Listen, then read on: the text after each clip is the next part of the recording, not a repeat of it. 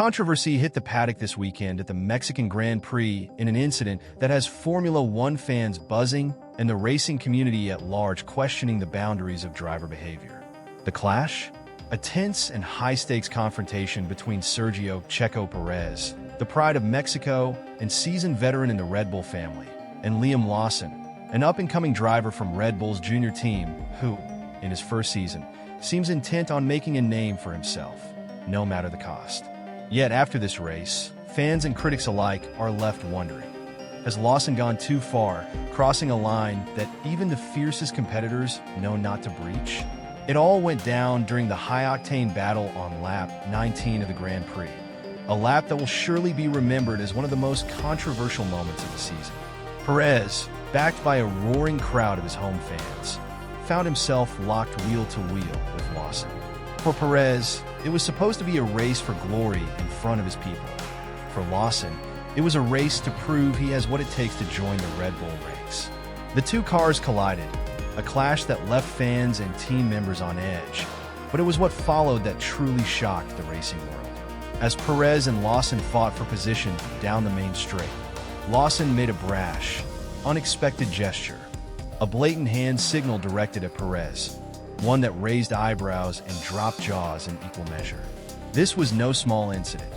It was a moment that marked a clear departure from the respect-driven sportsmanship that drivers are expected to uphold, and in front of a crowd that saw their hero publicly disrespected on his home turf.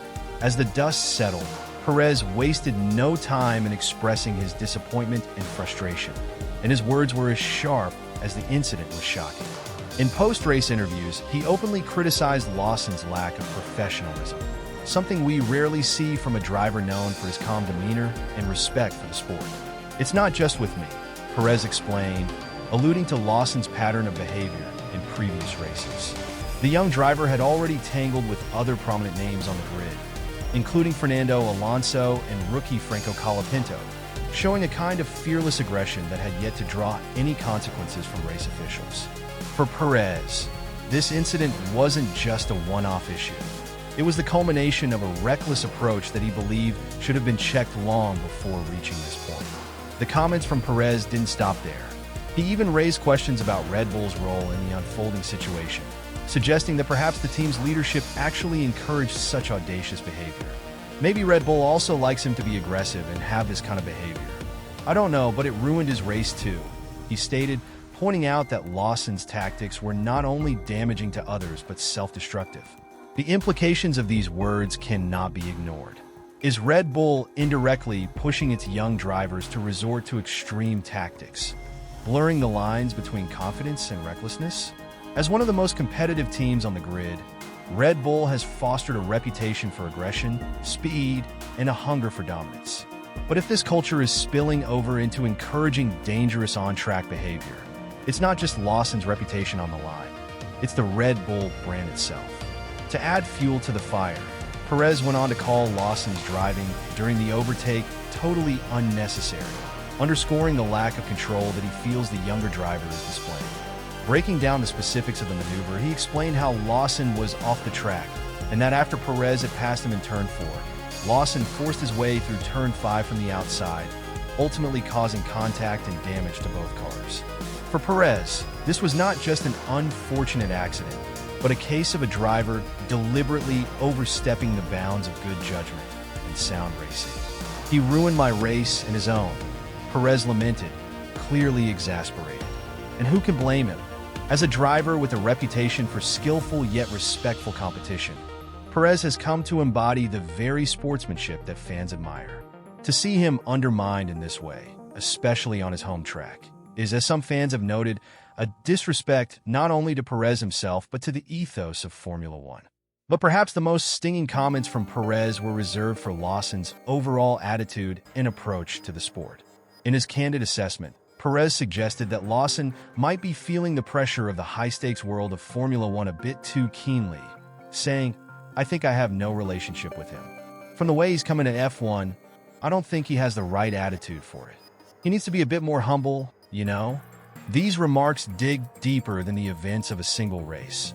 They touch on the question of character and maturity, essential traits for anyone hoping to excel in the demanding world of Formula One. The suggestion that Lawson lacks the humility to fully understand the responsibilities of being an F1 driver is a bold statement, and one that resonates with many fans who value respect on the track just as much as technical skill. Adding further intrigue to this tense situation is Lawson's status within the Red Bull organization. At just 22 years old, Lawson has already caught the attention of the upper echelons of the team, fueling rumors that he could potentially replace Perez in the main Red Bull team as soon as 2025. This context only intensifies the sense of rivalry between the two drivers, placing a spotlight on Lawson's actions and highlighting the strain that such competitive pressure can place on a young driver. Is Lawson's behavior a product of his ambition and eagerness to prove himself? Or is it indicative of a more concerning attitude toward respect and sportsmanship? This incident raises some difficult but essential questions about racing etiquette, the pressures young drivers face as they break into the top levels of motorsport, and the responsibilities that teams have in shaping their athletes.